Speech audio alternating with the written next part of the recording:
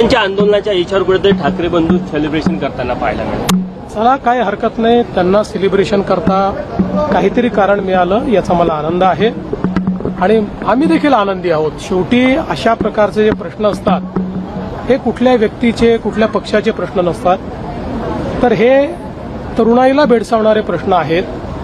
त्यामुळे त्या संदर्भात मोदीजींनी संवेदनशीलता दाखवत जे काही निर्णय केलेले आहेत, देशाचं हित महत्वाचं असतं हे लक्षात ठेवून अशा परिस्थितीमध्ये जे काही निर्णय करणं आवश्यक होतं ते सगळे निर्णय मोदीजींनी केले.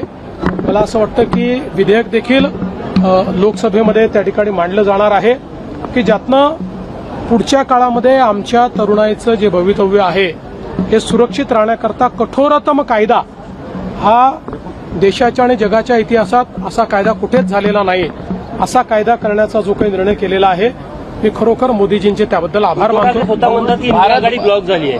भाजप विरुद्ध भारत असा संघर्ष सुरुवात झाला असे उद्धव ठाकरे म्हणाले. मला असं वाटतं की अशा प्रकारचे डायलॉग्स हे गेल्या 10 वर्षात त्यांनी अनेक वेळा मांडलेले आहेत, पण त्यांचे डायलॉग्सचा कोणावरही असर होत नाही.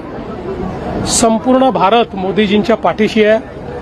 एक रात्री 1 वाजता टाकलेला मोदीजींचा व्हिडिओ हा इंस्टाग्रामचे जगातले रेकॉर्ड तोडतो. याच्यावरूनच लक्षात येतं की भारत कोणाच्या पाठीशी आहे.